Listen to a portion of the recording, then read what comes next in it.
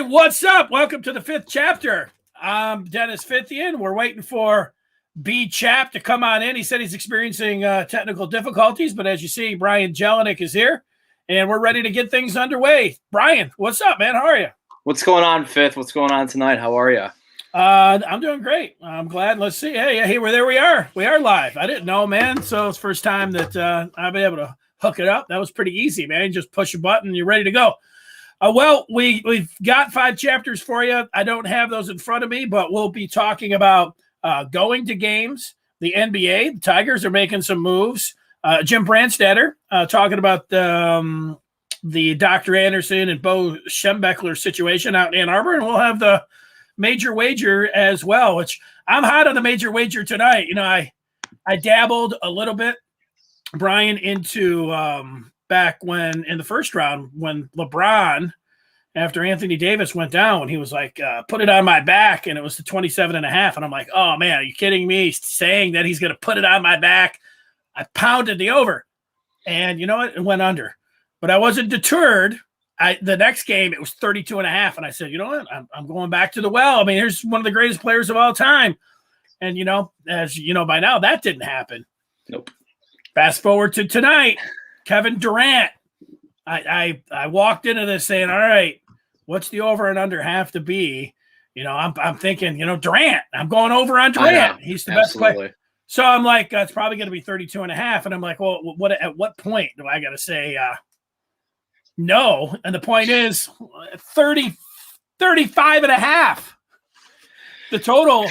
So I'm going under. I'm going under on that. Plus Harden looks like he's going to give it a go.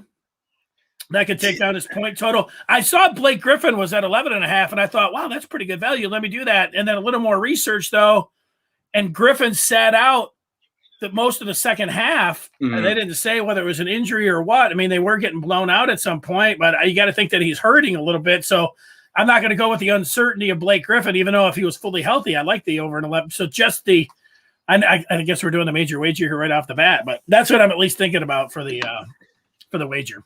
Yeah, well, first of all, I'm worried about Harden's going to be like an Anthony Davis situation. He's going to try to give it a go, and you know what? Like 5-10 minutes in, we're just going to see him laying on the floor. So I'm worried about Harden. I don't think he's going to play the full game, so I think you're safe there. I have the Brooklyn Nets just as an outright winner at plus 300. So that's what I'm going with tonight. That's risky. It is risky, but I feel like KD can pick up some slack. So that's what I'm going for tonight. I do feel like, and this is what we're talking about in the second chapter, that, you know, Kevin Durant looks like he's the best player in the NBA. And Absolutely. If there's one game and you're talking about being at home and, you know, you got to pick up the slack for your 2 guys of the big 3, you know, this is it. And we know that he took the easy way out, whether you want to criticize him like me or, you know, applaud him like a lot of other people for just jumping aboard a 70-win Golden State team and collecting those rings. I mean, he got his rings. But if he wants to be like, he's one of the great scorers, one of the great players, but you want to start moving up that list and you want people to say, hey, you know, Durant, what about that night when everybody was out and they were, you know, steering a 3-2 deficit, you know, the pivotal game 5, all those kind of things. So a Jordan flu game-esque type game for Kevin Durant. That's it. Something that we'll get to in chapter 2. But chapter 1, Chapman's not here to talk about just what a great night that he had on Saturday.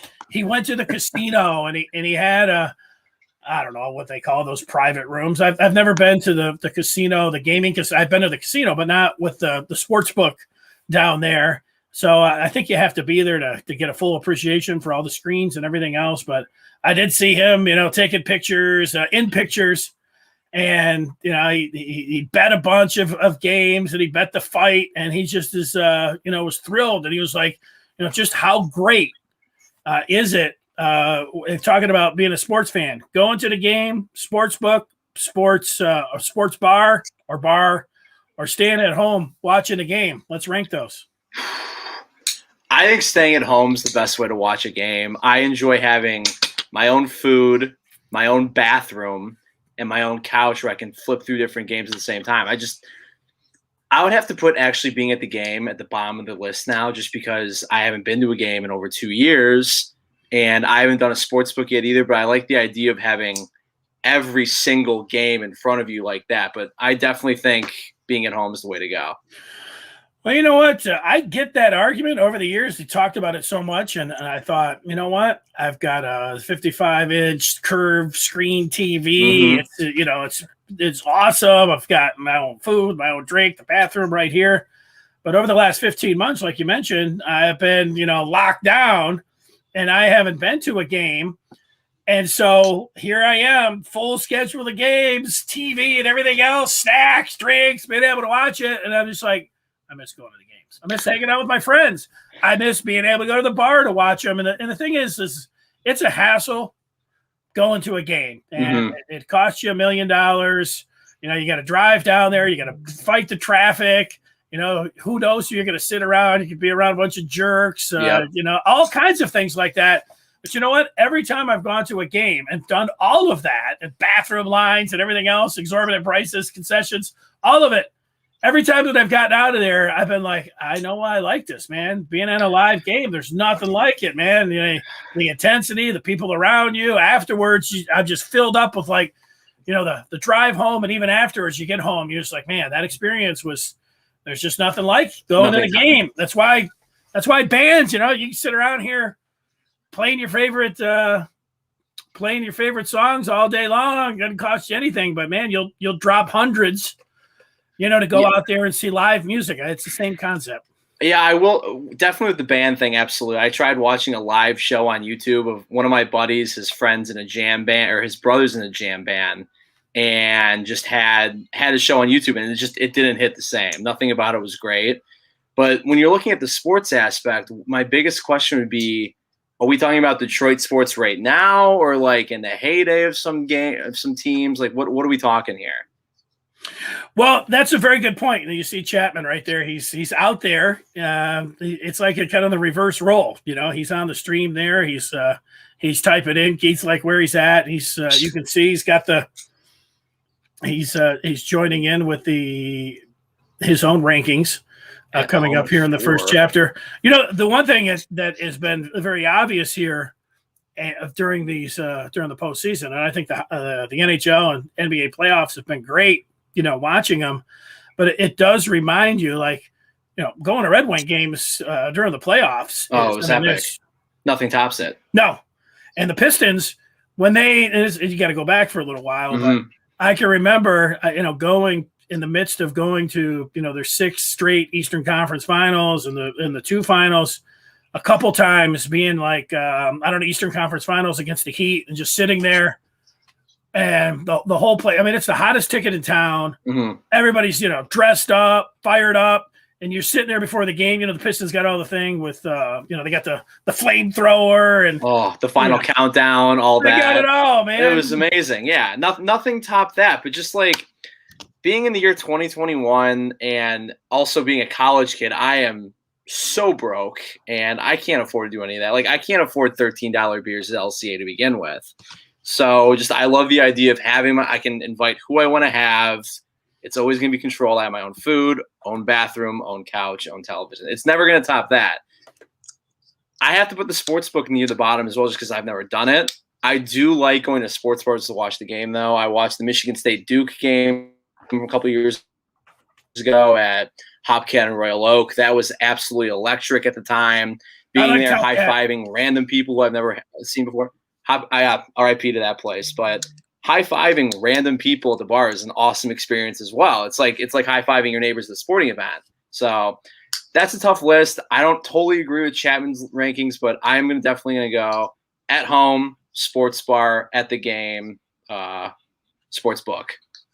Yeah, I don't know sports book myself either. And while I know it's legal to gamble, I've been playing poker for money, but I haven't laid one bet yet. I am planning on doing it during the football season. And if I would have started betting when we do the show and the major wager, I think I would have been up. I've been on some pretty good runs, and then I started fooling around because I was up throwing big money on some games, and then I tanked out, but I got back to zero. But I think I haven't kept track. I could go back with each and every show, so I got to put a question. I don't know about a sports book, but my number one would be going to the game for sure. And then, I'll put the sports bar in there as well because, if I'm home and I can invite my friends over and have my own little sports bar going, even my I want to say even my wife, but my wife, like being able to watch the game and say, hey, what did you think? Just sitting there, and I watch a lot of games by myself over the years, but this last year with having to stay home, and then having, like, I've worked Saturdays and Sundays for the last 15 years, being able to stay home on Saturdays and Sundays, watch all the games. Oh, it's epic. All the games on Saturdays. It felt epic, but also, it's really hard to run through when you're by yourself. Start out at noon on Saturday and cash in at 12. You got your friends there, or even a friend. You could push each other a little bit. You can go do something outside a little bit and freshen up. You just sit there.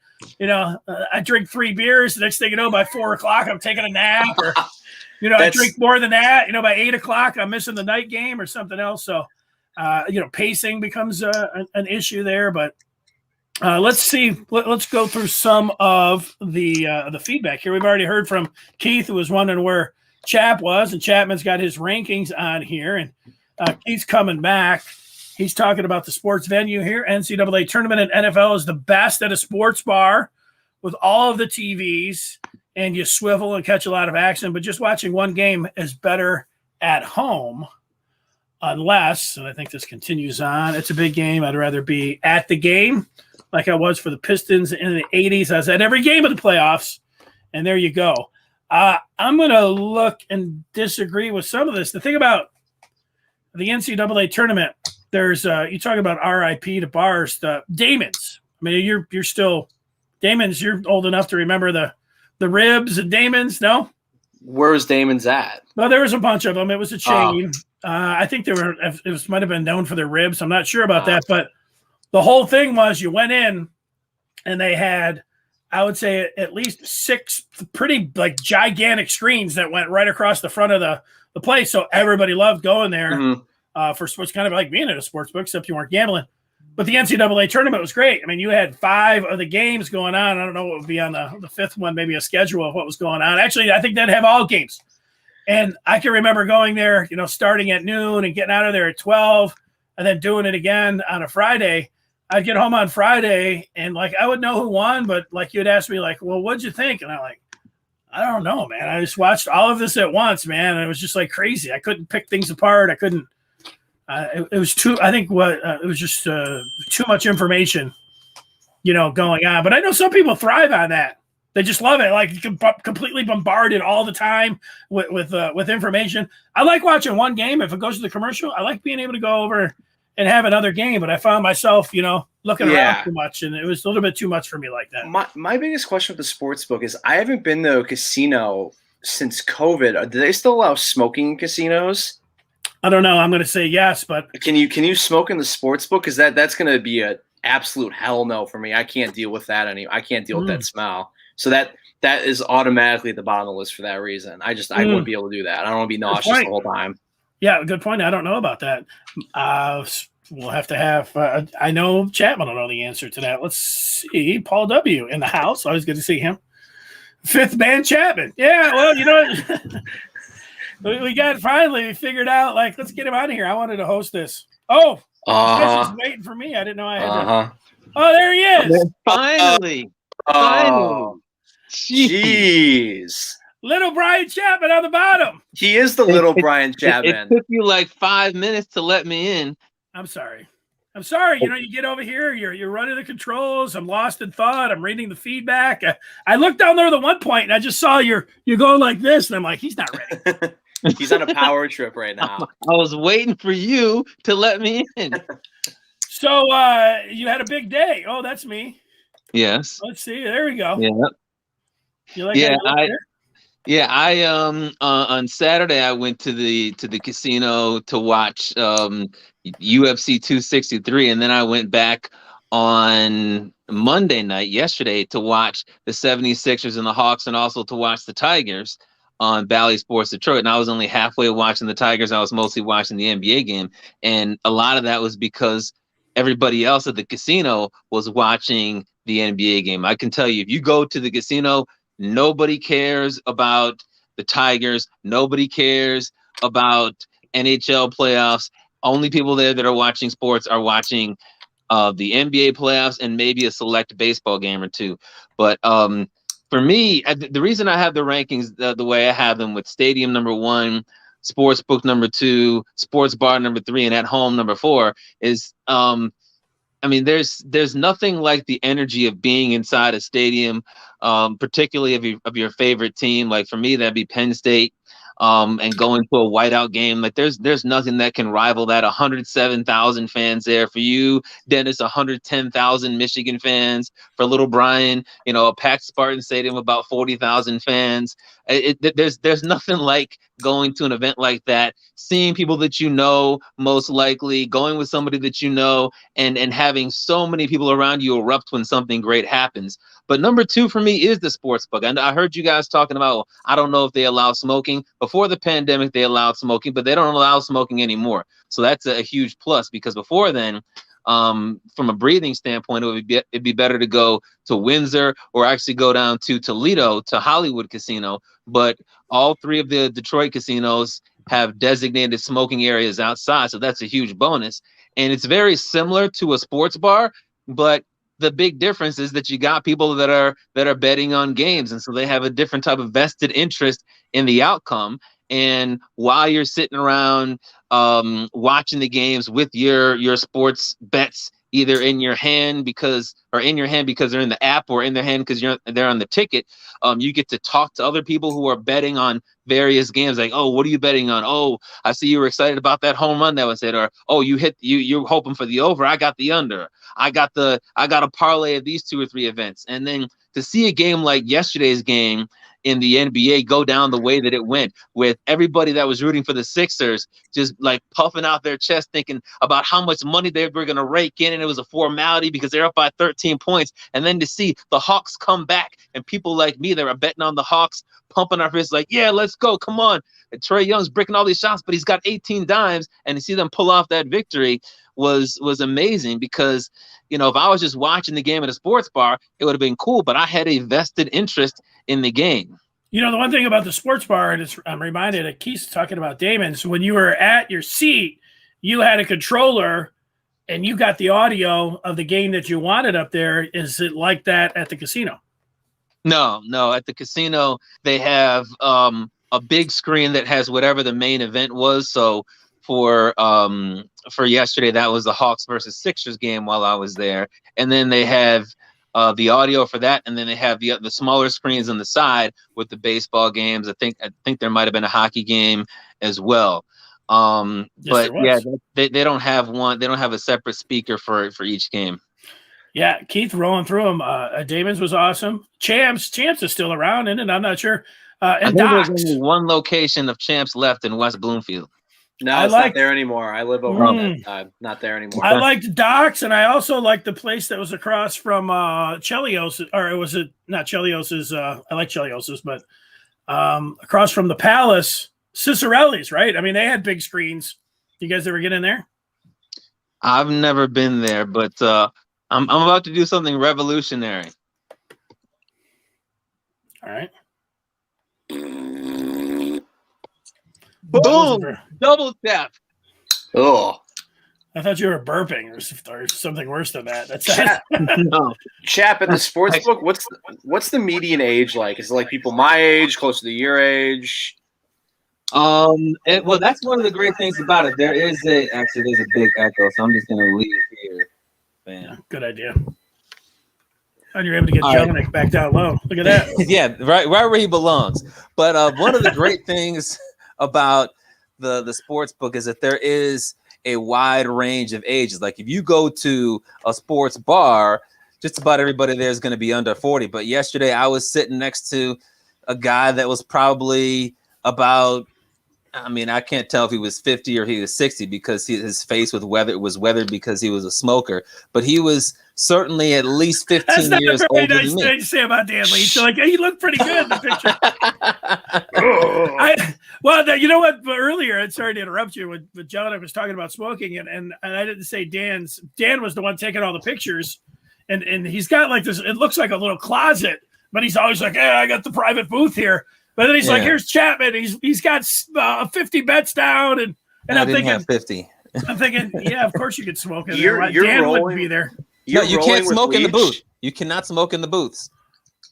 And as a matter of fact, because I've gone to the sports book many a time with Leach, number one, he always has to have a booth, which annoys me because the booth is nice, but it only has one screen. So if you want to see some of the other games, you have to look outside to see what else is going on.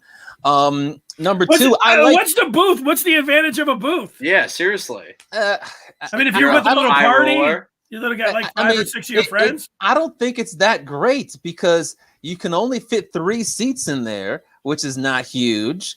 You've got your own little table, so if you have food with you, you can put your food on the table. But I was eating in my seat in the general sports book area yesterday, and it was fine. And if you're chatting with people that are outside of the booth, you have to kind of yell at them, and I would feel kind of weird if I was kind of chatting with somebody who thought they were such a big shot that they got their own booth. I mean, it's not really like that, but it just seems like that. But Leach is always like, oh, yeah, I'm a big shot. They love me here, so I got to have a booth every single time. It's like, can we just one time be amongst the people? Oh, no. I can't do that. It's too much. People asking for autographs and stuff probably for him. No, he wants it, but that never happens. We need to do a live stream of the 3 of us at the sports book. That's what we need to do. Hey, that would be fun. That would be fun. Well, hook that up. What about the gentleman was just talking about so they're women at the sports book? Yeah, there's some women. When I first got to the sports book yesterday, there was a woman sitting next to me who was clearly betting on the 76ers. Now, obviously, sports is it's an entertainment type of entertainment that is more geared toward men. So there are always going to be more men at the sports book, but men bring their girlfriends, and sometimes you'll see women there on their own, like yesterday, and sometimes you'll see a woman at the booth looking like she's about to place thousands of dollars in bets. It's also kind of cool because there's not a whole lot of discretion when it comes to cashing out your tickets. Like I remember the first time I went to Motor City Casino, I went with a friend to the sports book, and I had won like a couple of $20 bets, and there was a line at the end, so we were standing in line.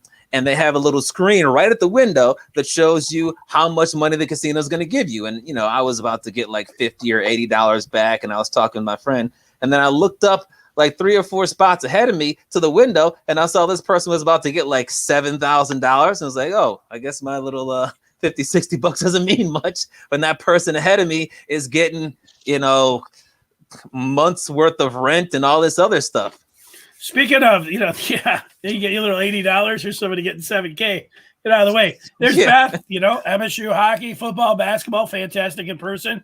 No question. Being up at Mount Ice Arena, being up at the Jack Breslin Center. And I was going to say real quickly, when it comes to being home, like you do that every day. So it's not all that special to do something at home. And, if you live alone like I do, or even if you live with family members, it's the same people all the time, and they're not even always watching the game with you. That's why I like those other 3 venues better.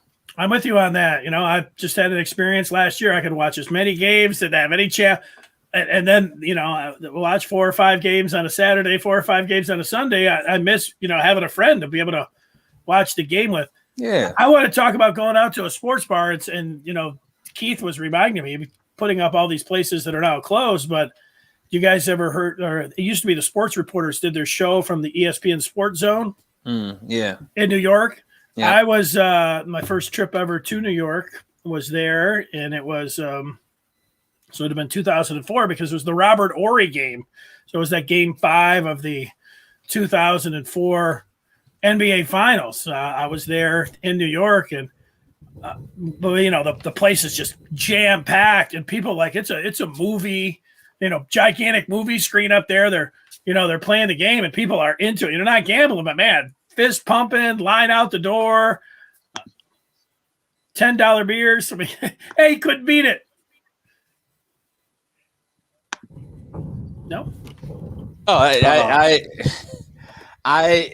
think that's one of the cool things about going to a place like that is having the strangers around that can give their different types of insight. I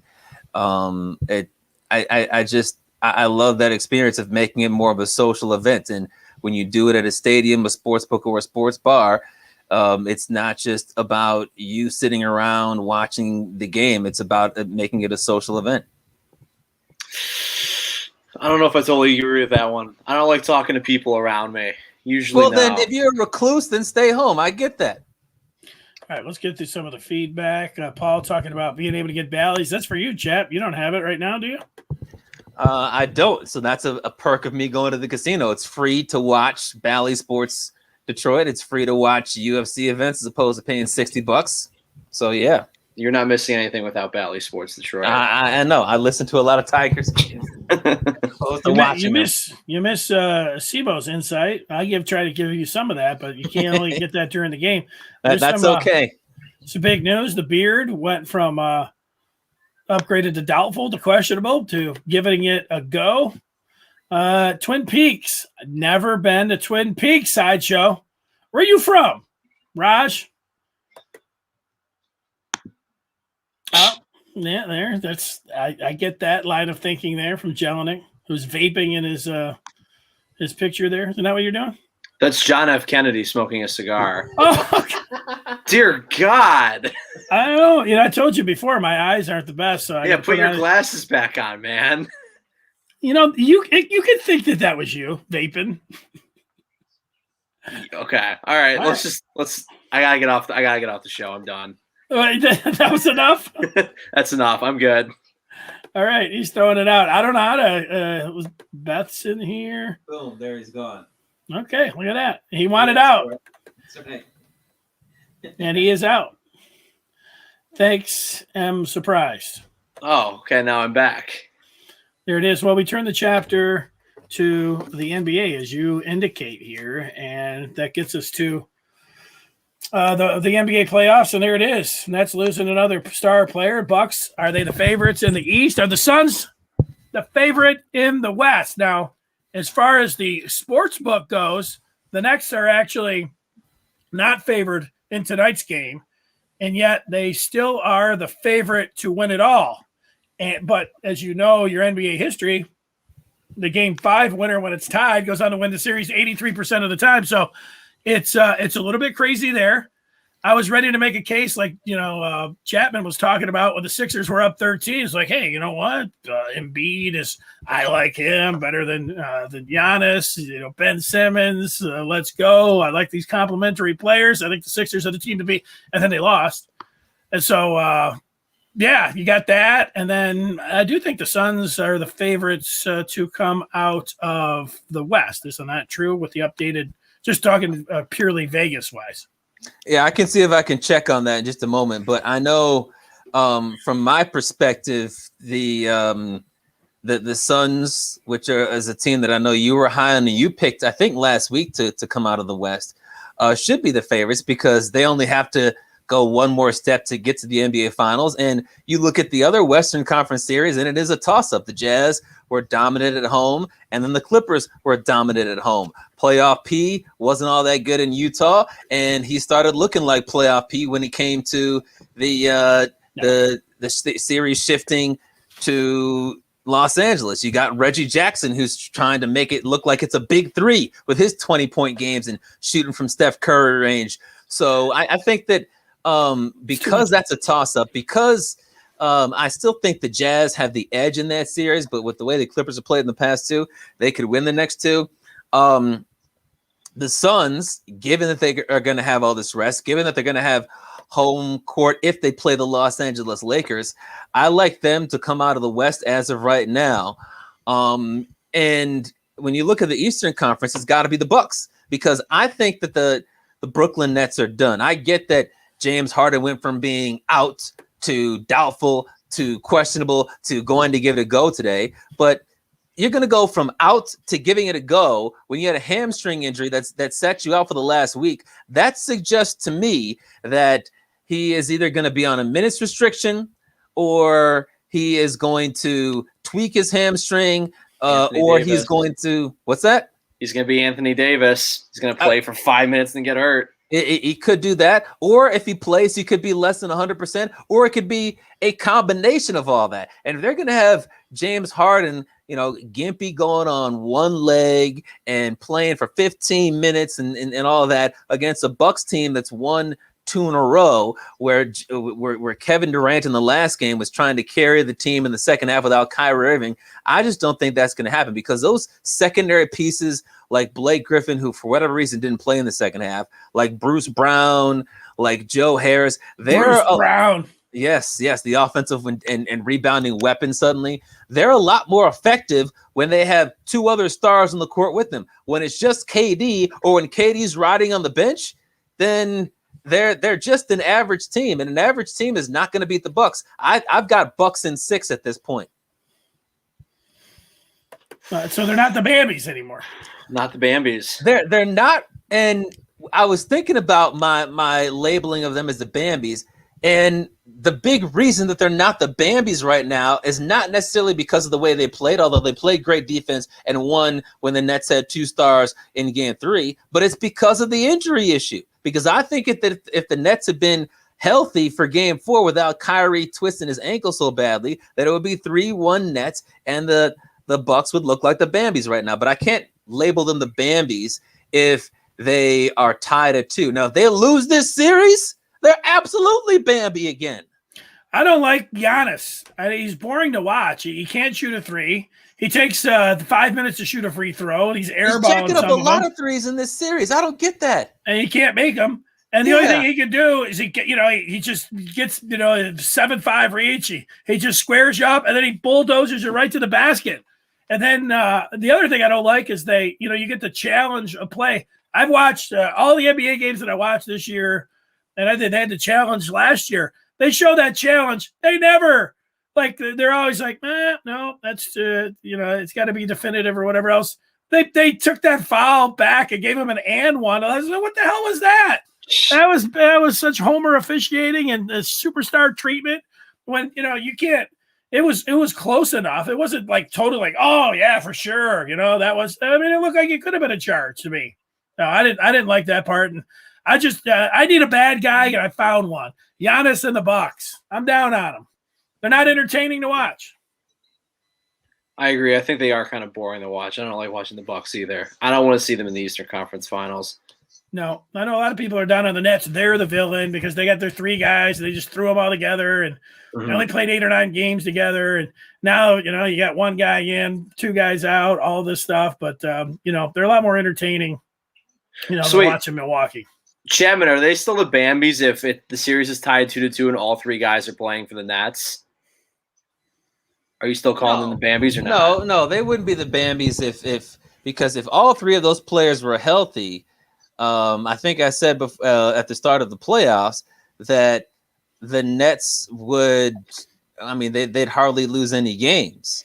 And if you look at that first series when they were healthy, they won that first series 4-1. So I think that if the Nets were 100% healthy and it was 2-2, I would have more respect for the Bucks, and I would not be labeling them the Bambies. Yeah, I think it's going to be the Suns and I picked the Nets and the Clippers. So why would I go against that? Right now it's still alive. But you could make a there's Bucks and Jazz. I think that's what it's going to be as of right now. Suns and Sixers, Suns and Bucks. There's a lot of different combinations here. And you know what? The other question that I was asking was when I sent you the topic was about whether injuries are ruining the playoffs. And I think it's bad and it's good for the playoffs, because it's bad from the standpoint of people want to see teams at their best. People want to see star players like Kyrie Irving, James Harden, Anthony Davis. When they see LeBron James, they want to see him at his best, not just jacking up threes because he can't drive the lane and things like that. So seeing those players out already or seeing those players at less than 100% is not good. Even if you look at the game last night, you had Joel Embiid not 100%. He bricked his first, 8 shots of the second half. And then Trae Young's shoulder was messed up, had that huge pack of ice on him every single time he went to the bench, and he couldn't shoot, and he was missing all these floaters. He was able to compensate for that by dropping 18 dimes. But you want to see these guys at the best. The reason it's good is because one of the big complaints that the NBA gets is, oh, the NBA playoffs are always boring. Playoffs. It's always either LeBron or Curry or both in the finals. And this is actually the first year since 2010 when neither is going to be in the finals. And it's always a 1 seed or a 2 seed. There's never any upsets or anything like that. And this year, because of all the injuries, there's a lot of uncertainty. You don't know who's going to go to the NBA finals. You're not just sitting here thinking, all right, LeBron's team's going to go and the 1 seed in the East is going to go. We don't know. Yeah, I don't feel really confident about my picks. I mean, the Clippers, I don't feel very confident about them. That's good for the league, I think. Yeah, well, I think it's good for the league too. And I don't feel confident about the Nets. I mean, how can you? Here they are. I feel confident that they're done. No, so there you go. I've got Nets Clippers. Jelinek, who do you got in the finals? Jazz Bucks. Jazz Bucks. And Chapman? I'm gonna stick with the Jazz because I think they'll win this series, and then their home court will be too much for the Suns in the Western Conference Finals. And I'm gonna go with the Bucks. I think this Hawks versus Sixers series is very entertaining, but I don't trust the health of Joel Embiid, and I don't think that the Hawks just having Trae Young and a bunch of role players is going to be enough to get them over the hump to get to the NBA Finals. I just don't trust Joel Embiid, period. If he's healthy, I trust him. Yeah. I mean, I don't know. Him and Ben Simmons, just like maybe more the topic is for Ben Simmons. Just Ben Simmons does not look like there's times where he looks amazing and times where it looks like he has no idea what's going on. So I think saying I don't trust Ben Simmons is a better way to put it. Yeah, it's not a good look when you're supposed to be, you're being called a superstar and you got to sit on the bench for the last couple seconds because you can't shoot free. I don't trust you, gentlemen. Okay. I don't trust your picks. How about that? No, my picks are terrible. But you have put the next chapter up there, 3. Let's get to it. Yeah, let's turn the page to the 3rd chapter, and that takes us to the Tigers, where they continue to play better than expected at the Major League Baseball level, and that's despite the injury bug infecting Matt Boyd and Alex Lang in yesterday's win. You guys were asking me about could I hear other games when I was at the casino. Like I said, the basketball game was what they had on the speaker system, and I just saw in the 4th inning, I was like, hey, that's weird. Why is everybody gathering around Matt Boyd? The trainer's out there. That doesn't look good. And then he walked off. So I didn't know what was going on until I checked Twitter. But, he walked off with an injury. Alex Lang walked off with an injury, but they won. So they're 8-8 in their last 16, which is nice. But a lot of Tigers fans for a while, and that includes right now, really just care more about how the top prospects are doing. And on Sunday, the team announced that 2020 first overall pick Spencer Torkleson, hey, Simo, LFG. LMG. LFG. Oh, yeah, that's what he's saying. 2020 first overall pick Spencer Torkleson got promoted to Double-A Erie, as did 2020 second round pick of the Tigers, Dylan Dingler of Ohio State. He got promoted from Single-A to Double-A as well. And they're making their Double-A debuts tonight. So we'll see if we can get you an update on that, perhaps in a couple of minutes. The Tigers also made some news today when they announced that pitching prospect Matt Manning has been added to the MLB taxi squad. He was throwing in Kansas City today, and he's going to be making his major league debut on Thursday against the Anaheim Angels. So what do you guys think about these promotions in the farm system? It's exciting. It's awesome to see. It's incredible. Well, when you see like Torque, I mean, there was some question early on in the season, like he wasn't hitting really well, and there were people calling him a bust. It's like, okay, you got to hang out a little bit here. Then he started tearing the cover off the ball, and you've seen some of these shots that he was hitting there with the white caps, and he was going 1-2 with Dingy or Dingler, whatever you want to call him, Torque and Ding, and it's a great combination. The two, they're fun names to say, but you start thinking about him. And what is Dingler, a catcher? Yeah, Dingler is a catcher. That's correct. I like that, and it sounds like I heard Al Avila the other day on the broadcast talking about moving Torque. They got him playing over at first, but yeah. And you just think about, I want to go to a Seawolves game. You're talking about, let's do a broadcast. Let's do a broadcast from a Seawolves game. And you got Tork and Dingler, and you got. I've got some breaking news for you guys. Spencer Torkleson is at the plate, and we can follow his at bat right now using the MILB website, and he's got a what is that? An 0-1 count. They threw it right down the heart of the plate to him. Why is he taking that one? He's 0 for 1 on the day. That looks like it would be in his happy zone right there, right, Simo? Why don't you square that one up? Yeah. So we'll see if we can. Is this updating every pitch? He's been in that pitch for a while. Maybe you put it in play. He's 0 for 1 for the day, as you can see. Dingler is 1 for 1, so he's got a 1,000 batting average at AA. You ever watch a game like this through the app? I have not. I have. It's brutal. It's absolutely brutal to watch a full game. All right, continue with their point. I don't remember my point. I was going to say that I've done it a few times, like watching a game, doing that. No, I was talking about all the different guys. Also the center fielder is there with Riley Green batting leadoff. Yeah, so it's a pretty sweet lineup, and it's can't miss when you see, like, we've been waiting a long time to see. Oh, it looks like Torkelson got out. Dingler's up now. Okay, let's stay there for Dingler. And he's a bust. It's great. You got a good eye. These guys look similar, from similar stance and everything. Similar approach. So. That's right. All right. So wait, my question for you guys is with Torkelson, are they going to have him play third when he gets to the big club or play first? Well, he's playing third today. Yeah.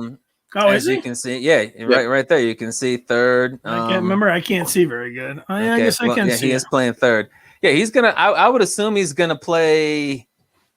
That's a good question because Candelario's been all right at third base, and at first base, Scope and Miguel Cabrera. That's not very promising, particularly given that Scope is. I don't know that he's gonna be back next year, but if he is, he's gonna be the second baseman. Is Dingler out? Dingler's out. Dingler is out. Oh, well, so I guess we were bad luck for those guys. So. Yeah, sorry, boys. Yeah, that was the most exciting graphic. I would just feel like that would make Candelario the odd man out because we're paying Miguel Cabrera all that money, and I don't see him leaving the Tigers anytime soon. Well, he's going to DH. I heard Al. It was one of the games that they were playing the White Sox. He's going to be full-time DH. Mazzara hit an opposite field home run, and Shep was going crazy. They were throwing hats out, and they were out in the right field, and Gibby was, throwing things out to the crowd.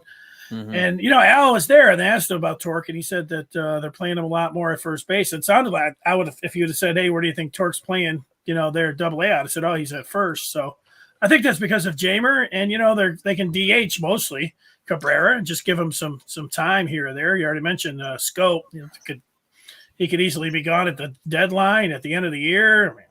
Well, they can't have Torkelson at first base because they've got Lester at first base in AA, and Lester is 1 for 1 with an R. Oh, he's got a home run. He's got a home run. You can't move Torkelson. Bring him up. Maybe they should do that. But honestly, I think this is great news for the Tigers. They have not had a ton of great news this year. And certainly, like you mentioned, Dennis, the start to the year for Torkelson was terrible. He was 9 for 50 with 18 strikeouts, but since May 22nd, 424 batting average, 5 home runs, including a 442-foot home run. He had the highest OPS in his high single-A division when he got promoted at 1,009. So all those numbers suggest that he was ready to get promoted. You look at Dylan Dingler, he didn't have the explosive numbers or the explosive surge as of lately, but he's hitting 287 or was hitting 287 with 8 home runs, a 925 OPS, which I think was 4th in the division. So the two of them combined were tearing up AA baseball. And like we mentioned, you got all 3 of those guys, Green batting first, Torkelson batting third, and Dingler batting 4th in that AA lineup. I think if you're a Tigers fan in northwestern Pennsylvania, you're pretty excited to see those guys play on a night in, night out basis. But I think what's really exciting about this is that when you got Green, who's been there all year, and he's not had the greatest last month, he's hitting 194 actually in the month of June. But when you got Green, who's been there for a while, and you've got Torkleson and Dingler, who are in Double-A by mid-June, not only does that suggest that they've got a shot to make the Major League Baseball team next year out of spring training, but there's an outside shot that one of them could get to the majors this year. Like, if you think about how Torkleson had so much hype beginning as a freshman, leading all of college baseball in home runs, and everybody just knew he can hit, and we couldn't see that in spring training. He had one hit, and we couldn't see that in his first 50 at-bats, but now something appears to have clicked. If that continues to click and he's hitting, I don't know, I'm not going to say 424 is going to continue, but if he's hitting 330 over the next month and his strikeouts are low in Double-A, he could get promoted to Triple-A, maybe by the All-Star break, maybe by the trade deadline. And if he's in Triple-A by the trade deadline, perhaps he gets a September call-up if he continues to rake. It's also not the craziest thing. It's also not the craziest thing to have a guy promoted straight from Double-A to the majors. Most of the time that's a pitcher, but when you get to Double-A, you're starting to knock. And if you stay hot, I'm not saying it's going to happen, but there's a shot. I'm saying there's a chance. Yeah, I didn't want to see Boyd and Turnbull and Fulmer. I know Fulmer's back. I didn't like to see these guys hurt. But it did force the Tigers' hand. You start looking at their 40-man roster and everything. They just had, Matt Manning. There'd be one you would like that they would see him down there at AAA and say, "Oh man, he's just ready for the promotion. We just can't stop him. He's just throwing the hell out of the ball." But that's not the case. I mean, they just need to put him up there, so he's going to get the start coming up on Thursday. I don't care about any of that. Let's bring him up. Let's see, where he's at. I think you got to do is you can't go overboard on him. You look, he's their number 3 prospect in their farm system, and he's still top 20 overall in Major League Baseball. So I mean, this is what we've been talking about for the last 3 or 4 years. When you start going through, from all of the first round picks, the buys, Vieto. I know Burrows, they DFA'd him, so maybe he'll land back with the team, but you're just throwing Franklin Perez, all of these big time arms. You're just hoping that, that some of them can come through and, can be aces or certainly front of the rotation guys. And that's what you're talking about with Manning here. Like, you're not just talking about this guy was a first round pick. This is somebody that you're hoping that can be an ace. So getting a look at him Thursday, it is exciting. It doesn't mean Verlander wasn't good when they first brought him up for those 2 starts in 2005. So, but just getting him up here, getting his feet wet, it is exciting as a Tigers fan. Is that in LA or is that here or in Anaheim? LA. Excuse me? It's in okay. It's in Anaheim. All right. Yeah, I'm not as excited about Matt Manning and Dennis. You brought up the fact that they've got the injuries to Boyd and Turnbull, and that kind of forced their hand, and they did look at the 40-man. But I put up on the side of the screen the stats for a reason, and the stats show that let me scroll down a little bit. The stats show that he sucks this year. 807 is his ERA. Now you might go ahead, Dennis. No, it's not good. It's not. And you might say to yourself, well, when Torkleson got brought up, it was because he had a hot month or so. And I was looking to see if that was the case when it came to Matt Manning, and his last start was pretty good. 6 innings, 2 runs, 4 hits. Did walk 2, but he struck out 8. And if you look at his strikeout to walk ratio for the season, 36-10, excellent. But when I look at 11 home runs allowed in 32 and a third innings to AAA hitters, when I look at a 303 opponent's batting average, when I look at a 155 whip to AAA filthy chicken competition, dude's not ready. So I like when a guy gets brought up, I want to be excited. I want to think like, all right, look at what he's done. Like if you're in Double-A, Erie seeing the game tonight, you're thinking, oh, Dingler and Torkleson, they've been tearing up West Michigan. I can't wait to see what they're going to do here. They're hot.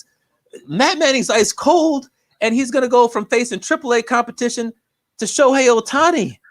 Well, and another thing to keep an eye on when it comes to Manning, there was a big concern in the offseason, listening to some of the experts talk about him, is that he had a really hard time holding runners on, not that he was getting nervous over there, but he just as soon as guys got on base, he was, he just lost. You got to stay tight with your motion and everything, and he's coming unglued that way. He was having difficulties fielding the position that way. So I know he's focused on that, but that's certainly something that's going to be watch on Thursday. I mean, there's the part about being able to have your stuff and be able to be in sync with your catcher, but if you get guys on base, and the next thing you know, you can't hold them on. You got guys running all over the place, and that's part of being a big leaguer. So seeing if he's going to be able to do that, it's going to be interesting. Just if he's ready to handle that part, because it did not heading into the year. That was a big issue with him.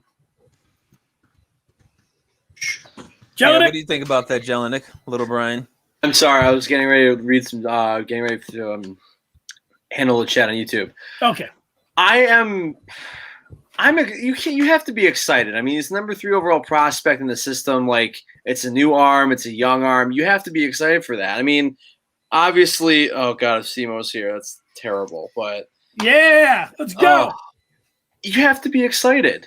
Who cares? Who cares if he hasn't been great in AAA this year? You have to get his feet wet in the system. Like, we want him to be a front rotation guy, and we want him to learn in the big leagues. So you might as well bring him up now, see what he does for 3 or 4 starts, and go from there. Like, I think it's a no-brainer to bring up Matt Manning. Well, I get wanting to be excited, but I want to be excited about someone who's pitching well. And I want to see that guy come up to Comerica Park or go to Angel Stadium and continue to pitch well, because he's been able to do that in AAA, and he's mastered AAA competition. It's clear that he has not mastered AAA competition. It looks, based on how poorly he's pitched, like maybe he needs to go back to AA. And I get the strikeout to walk ratio is great, but he's giving up a home run more than once out of every 3 innings. And these guys are hitting over 300 in the era. What are you saying, that he's the GOAT? Some GOAT action for you. Okay. Yeah, that's definitely not Matt Manning action. I would like to be excited about him, little Brian, but there's not a reason to be excited right now outside of the fact that we have not seen him. And given the way that he's pitched in AAA this year, odds are he's going to be terrible on Thursday. And then you got Dennis over here talking about he can't hold the runner, so he's going to give up a leadoff hit. The guy's going to steal second and third base, and then there's going to be a wild pitch and he's going to score, and then Ohtani's going to hit a home run. Like, I want a reason to be optimistic, and not just by looking at Baseball America rankings. Freezing cold. Sizzling take here. Ohtani's going to go 0 for 4 with a walk. Calling it. 0 for 3 with a walk. Calling it right now. Manning will hold him hitless in the game. Neither of you guys are married, although it looks like Jelinek's ready to take that leap here soon. I just wonder, you're a big sports fan. What do you think about this? You got these guys we're at the ball game. Can you read that? Say? Tigers are playing tonight. Oh, reception. Heck no. Tigers are playing. Oh, are they supposed to be at a wedding? I don't know. That's a wedding gown, so I think that's the bride. Bride and groom. It says just married on the thing. Look at that. Good eyes, Jelinek. I got good eyes. All right, that brings up the question. You guys, would you either pop the question at a ball game? Absolutely not. Would you take your pictures, like outside at the big cat or whatever, with the cat out front, or out in front of the Ford Field or something, or by the statues in the back? And would you go to the game? So 3 answers there. Any of those 3, which one would you be most likely to do? Hell no on all of them. Where you at? Hell no. Jelinek, you're first. Hell no on all 3 of them. What if your future bride wanted to do it? Let's go to the game, Brian. We were actually, one of the first sporting events we went to was a hockey game 2 years ago, right before COVID, and someone got proposed to at the game. She looked at me. She's like, "If you ever propose to me at a game, I will say no at the game." And wait, this is on your first date? So. Oh God, no! This is like a year into dating. But no, if I did that, she would probably skin me alive in the stadium. That's not happening. I don't want to do that either. Could you see doing it, going to a Penn State whiteout game? And how about at the sports book? That would be perfect for you. At the sports book? Yeah, I think you have to. Win this bet, baby. I'm proposing. This is your ring right here. Yeah, in this bet. That's right. Yeah, I think it's important to know your partner, and if your girlfriend, who you want to become your fiance, has already explicitly said what little Brian's girlfriend has said, and that is absolutely not, then you don't do that, because the goal of asking a question like that is for her to say yes. So, and if you've already discussed that, marriage and things like that, and you know that when you pop the question, she's going to say yes, unless you do something like that, then it behooves you to not do it. So I don't know if I would do it in a sporting event, or at the Big Cat or something like that. It would depend on number one, whether she would feel comfortable with that, and number two, if I would want to do something like that. Well, 8 years ago, I did. No, I did none of the three, but I did. Okay. It just reminded me. I did go to part of my bachelor party was at Comerica Park. We went to a game. It was Tigers Red Sox game, and I remember the Tigers won in the ninth. I think it was Johnny Peralta hit a home run in the ninth. Whoa. Tigers came back, beat the Red Sox. It was pretty sweet. So that was cool. But no, I didn't pop the question at. I did it in the parking lot at a bar, like you're supposed to.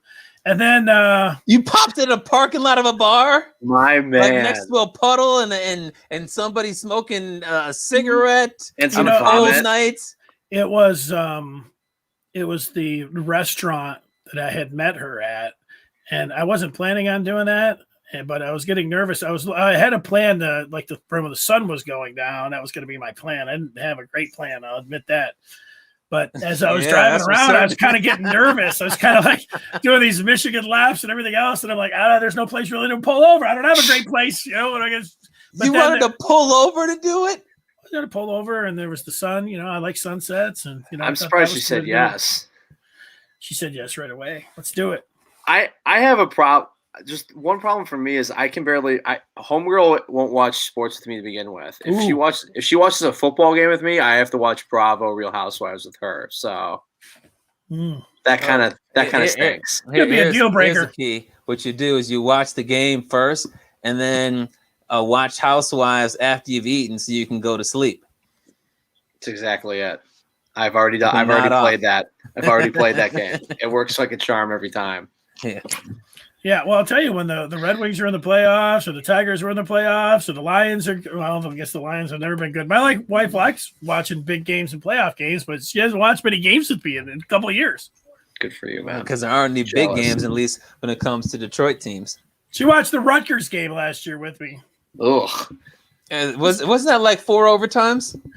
It was a lot of overtimes. It was deep into the night. It felt like a loss. As finally it was over. It's like, jeez.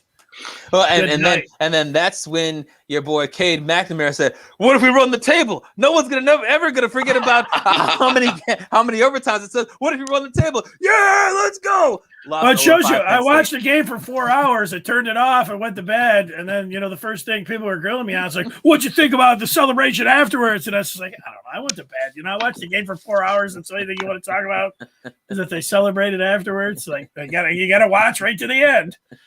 When it happens like that." All right, you guys ready to move on? Yeah, let's turn the page now to the fourth chapter. All right, well, the fourth chapter gets us to the ongoing situation out in Ann Arbor with this Dr. Anderson case and Bo Schembechler's legacy, and former Michigan football lineman under Bo, and current radio play-by-play man Jim Brandstatter came to Bo's defense over the weekend in a couple different interviews. Chapman, what did you think of Brandy's defense of Bo? Well, we can put up some of his defense so that everybody can see. Let's go with this first comment right there. Can everybody see it? Yeah, I highlighted it so you can see. And he says, "It's not just me. There are hundreds of other players that find these charges hard to accept and square with the Bo Schembechler that they knew." Well, let's take it one by one there, Chap. Okay, if we can, with let's some do of the that. statements. Yeah, I think, what, we have seen this Wilmer Hale report from the law firm that Michigan had. It's about a month old, and that had, 800 plaintiffs in there. And there were, I think, 3-4 different allegations that people said that Bo knew about it. But what we have not heard, Jim Harbaugh he's on record as saying that he knows nothing about, Anderson. There was nothing untoward, when he was in any examination room. We know Brandy, he said it. who else? I mean, he's talking about hundreds of players. I don't have hundreds of players, coming forward and talking about, nothing ever. Now, I've talked to some 3-4 players myself that have said what Brandy has said, but there's not a lot that are coming out publicly and saying, yep, no, nothing happened with Anderson. And of course, Bo knew nothing about it. And that's just what Brandy's saying there. I know tomorrow there's 100 or 200 former football players going to be out in front of Michigan Stadium. And I thought it was only 40. Oh, is that what it is? You know what? I thought either way, it's a lot. Yeah. You know what? I said a couple hundred. There's going to be whatever the amount is, but they're not out there to defend Bo. They're out there to give the allegations to Anderson. Yeah, I look at this situation and I just kind of wonder how many more times do we have to go through this type of situation where someone is saying this is not the Bo that I knew, or this is not the person X that I knew, as if your personal account with that individual exonerates them. Mm-hmm. Like, just because you don't know about, and obviously I'm not saying that nobody is assuming that Bo Schembechler was involved in, doing and performing these sexual assaults, but it's about him not doing anything despite knowing about it. It's about him punching his son in the chest when he's told about it, and then just going off in a tirade after hearing about it. But why would Jim Brandstatter know everything that goes on in his head coach's household about the way that he raises his child in an argument that he has with his kid? Like, who goes to practice and has the coach say, all right, let me tell you about what my kid was telling me yesterday, unless it has something to do with football? Like, that doesn't happen. So for him to come out and say that's not the Bo Schembechler that we knew is irrelevant. Additionally, Brandstatter could have been seen by Dr. Anderson, and Dr. Anderson might not have been attracted to Bo Schembechler. But Dr. Anderson probably didn't finger and probably didn't sexually abuse every single football player that came by him, just the ones that he wanted to, just the ones that he liked. So for him to say, I've talked to a couple people and this is not the Bo that I knew, like, not everybody, not every football player is going to have a bad story about Dr. Henderson, as some people like to call him. And just because Bo didn't tell Brandstatter doesn't mean that it didn't happen.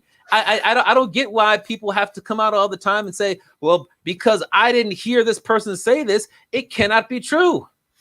Well, the one thing this is playing out, we know that there's a mediation going on to see how much money is going to be, given to the victims or plaintiffs or survivors, however you want to call them. So we know this is playing out in a court of public opinion. And we did see Matt Schembechler last week come out. And I think that I get Brandy, like, he feels like he's got to be the public defender for Bo. So he's got to go out there. But, the hard part when you're a defense lawyer, and you have your client, like, you go out there and what you do is, you call the question, the character of the accusers in question. And, Brandy pretty much, said, look, I'm going out there and said, is it fair to bring in to assess their claims? And this is the hard part. Like, I don't know what happened to a 10-year-old Matt Schembechler, but could I assume that if it happened, that could be the reason that it was a strained relationship afterwards? I could.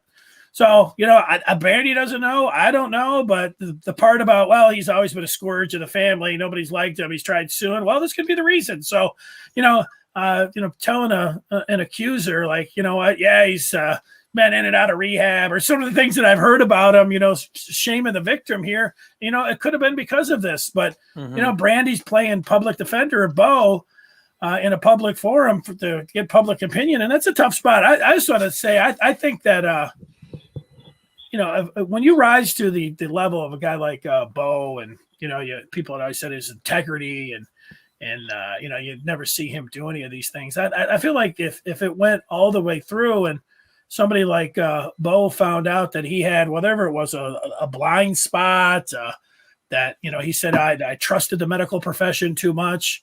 I think that, if you're a coach or you're somebody like Bo, you want the truth. You want justice. And you know what? It's not about his reputation. You want to be accountable. With rank becomes responsibility. So all of those things, like, if you're a defender of Bo and, and you're like, I don't believe this guy, I don't believe that guy. It's like, I think Bo would say, look, guys, I had a blind spot or whatever it was. Like, do you believe the 800 accusers? It's gotten to a point here. I don't think putting yourself out and, making yourself a defense lawyer, for Bo in the court of public appeal just doesn't make anybody look good. Yeah, and obviously he's got a bias as well when you consider the fact that he was a Bo Schembechler football player. And I saw the same thing play out at Penn State when Joe Paterno was accused of not doing enough. He had former players that would come out and say, Joe Pa would never do this. Joe Pa would have always done the right thing. And we talked about this a little bit on Thursday, and you could make the argument that Joe Paterno did do a little bit more because he at least reported it to the Penn State police and to the president of the university. But at this, when Penn State was going through it, I was thinking the same thing, like, pump the brakes. You don't need to come out this forcefully to defend Joe Paterno when you don't know all that's going on. Mm-hmm. And the same thing goes for Jim Brandstatter. Like, I get not wanting your dead former coach to be dragged through the mud, but there might be a reason for that. And it might make sense to pump the brakes and hear what all these hundreds of people or dozens of people are going to say tomorrow after the three people came forward yesterday. I don't know why there's this huge rush to defend when there should be a huge rush to find out what the truth is. My question is, wouldn't you, as like a prominent Michigan employee or like Jim Harbaugh or Brandstatter, want to distance yourself as much as you can from this whole thing and not just like what you guys are saying, not just defend the guy right away and actually like sit back and listen and wait? Like, wouldn't they want to distance themselves and say, like, you know what, this is really bad. We have to, I don't know, just like they have to distance themselves, right? If that was your dad or brother, would you distance yourself? I mean, I saw Brandy being interviewed this week in Ann Arbor. His hat said Bo. I mean, that's like his dad. And it was the same thing for Harbaugh. And you know what? Just because, it was their experience, which is fine. We'd like to hear from every football player who ever had an experience with that doctor. And exactly, are all of these stories going to match up? Are they going to have how many ever football players you can have come forward, the ones that aren't involved in a lawsuit, and saying, yeah, I didn't have any experiences like that with Anderson. Bo never, there was none of this locker room talk. That's what Brandy said. Mm-hmm. That's what Harbaugh said. If we can hear from hundreds of more football players that said, none of this ever happened. Nobody ever talked about this. Yeah, we thought he was a little, we thought having a prostate exam was, a little strange, but, they did it in the military. And, a lot of us had a lot of STDs. And so, pulling and pushing and all these things, Well, we already know it's not true that this hasn't been going on in the locker room because there are players that have talked about him and all these other names, and they have discussed it. Now, just because you weren't in that circle of players where they were talking about it doesn't mean it didn't happen. Yeah. Just because Dr. Anderson didn't choose to fondle you doesn't mean that he didn't choose to fondle other players. And that's where I think these people need to pump the brakes and sit back. If you're in a locker room with 100 other players, you can't possibly be best friends with every single one of them. And particularly going back in the age of when Brandstatter played, when there wasn't social media, so you couldn't see what the teammates that you didn't talk to were thinking at all times. There's no way you could know what they were going on. If you had a shy teammate who only talked to about 4 or 5 different players, you're not going to know what that player was going through. So it just doesn't make sense. And let's see what we said. There's 40. I mean, there's 40 former players coming out. Let's see what they all have to say tomorrow, because what? Just like when Matt Schembechler came out, that made Brandy feel like he had to come out, and now these next 40 players, I think they might want to be coming out and giving their side because of what Brandy said. Now we might have another 100 or 200 people that say they want to give their so there is a part, we're in the middle of this, it's playing out in a court of public opinion. And that's the thing, like I heard that this court, the mediation, that the first offer that was put out was $55,000 per plaintiff. And, I heard that was laughed at, and they countered and said, no, we're looking more in the area of $2 billion. I know that's a pretty big discrepancy. You could say, oh, $1 billion, if there's 800, it's pretty easy. You start saying 1 million or a little bit more than that, get you to $1 billion. And that would be in the middle. which I think is probably, when you start talking about compensation, I don't know how all that works, but you also have an insurance company that is looking at this. Michigan would rather just have the insurance company pay off these plaintiffs and try to see if they could just come and start a healing process, not having this play out like this, because when they came out with $55,000, that's when the defense, or not the defense, that's when the plaintiff said, hey, let's get Matt Schembechler out there. Let's put him in front of a camera. Let's get some of these football players out there too. And that's changed the narrative a little bit. So we're going to have this going on and on.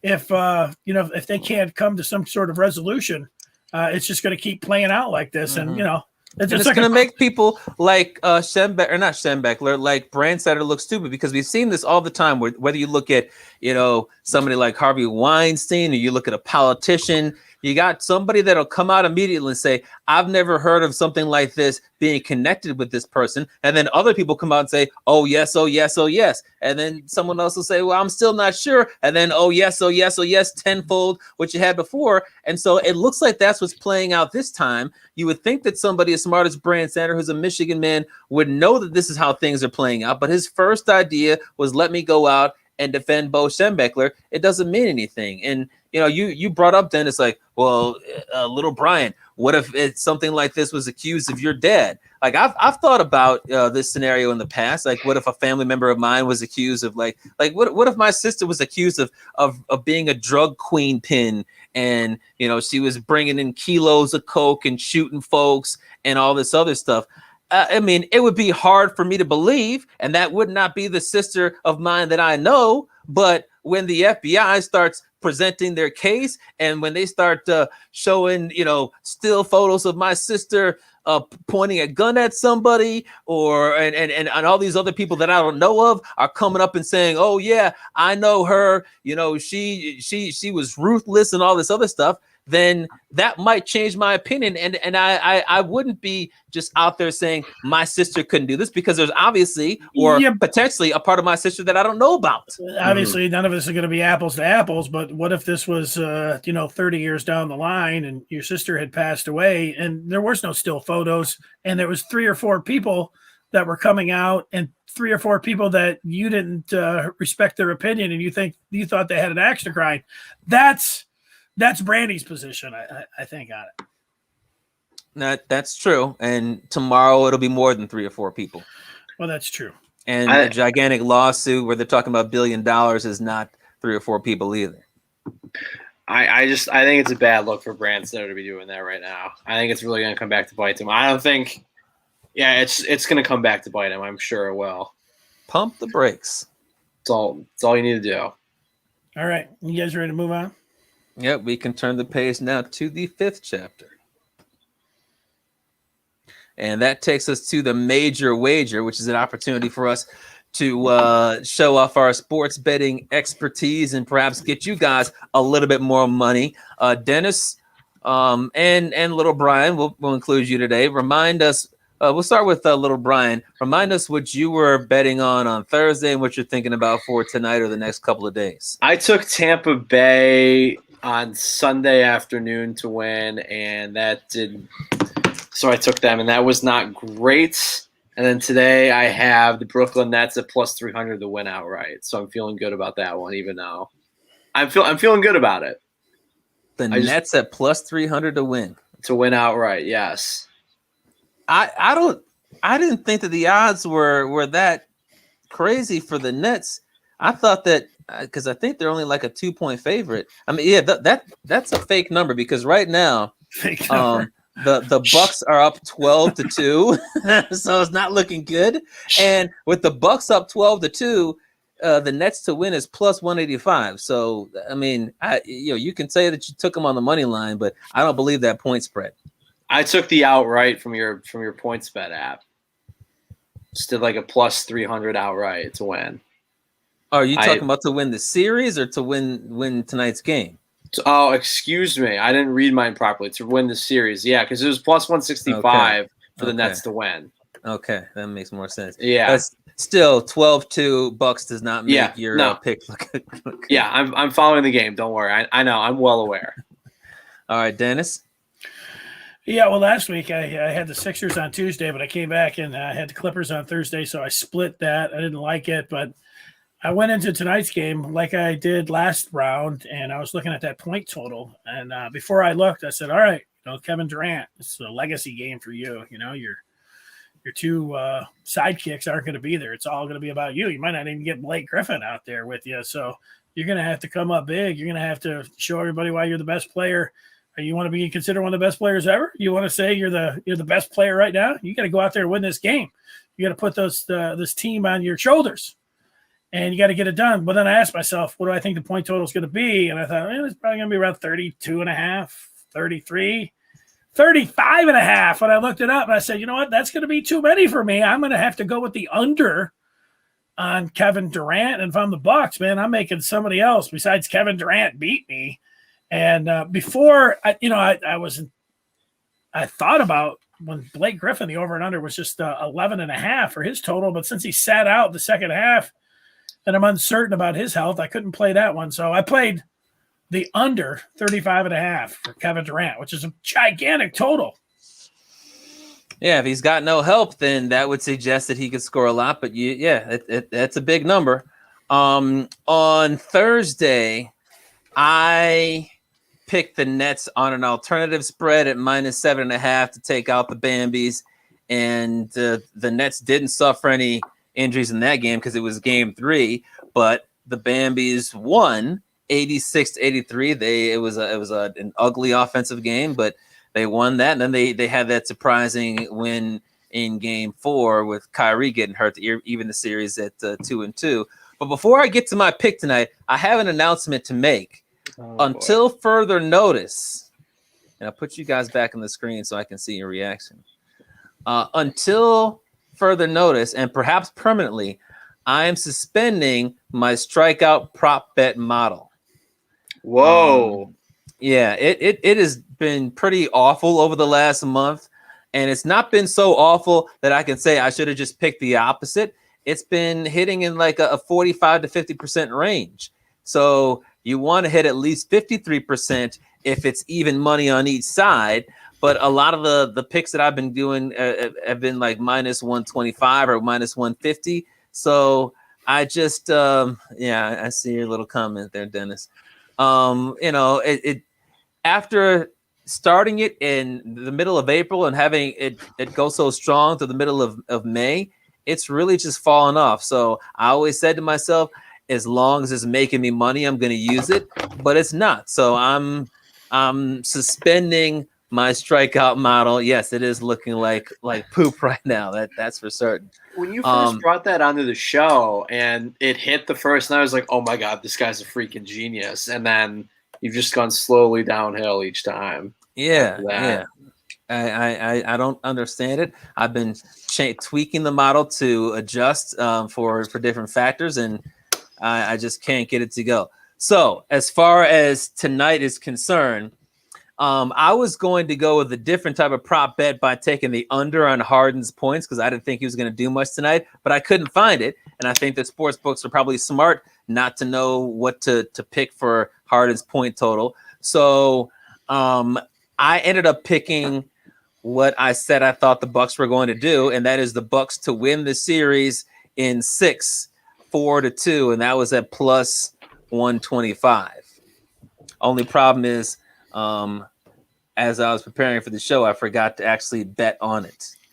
You can see that's my major wager. Some picks for the U.S. Open here. I got Hideki Matsuyama, 2 majors in 1 year. Whew. And I got Rory down there. Rory has been playing the best golf. I'm not sure if I feel good about that one. Well, Abraham Answers in there too. I mean, you got to pick on a budget. You can't pick all the big names. You just can't pick. Man. Just can't pick Koepka. You know what? Matsuyama does well for me every time I pick him. Every time. You don't have to win it. You just have to, be on the leaderboard. He'll be a multiple major champion in his career. I don't think it's going to happen this year after his Masters. I'm not looking for him. I'm not looking for him to win it, man. I just need him to, I just need all these guys to make the cut and okay. Just play well. Play well. Get on that leaderboard. Finish. Give me a top 10. Give me a top 25. Top 10, baby. And Rory, I've never picked Rory, so I'm going Rory. Crazy pick. All right, hey, that's going to do it. I'll just bust out a little freestyle here. Coming up on Thursday, we'll talk about same old line. He represents the mitten by way of Penn State. When Chapman gets to talking sports, the people can't wait. He represents the mitten. Be a true EMU, cut Dennis fall and his veins glitter blue. They got respect around the state. When that light turns red, so don't sleep on these dudes. Just invite your friends to cut your nap short and tip your cap for and sit back for the Fith chapter. Brian Chapman. Dennis Fith again. When they open their mouths, they spit in the facts, bro. This ain't even optional, man. You just have to tune into YouTube to watch the broadcast or download it to your phone to peep the podcast. They mix laughter, they get after. It's all captured in the Fith chapter.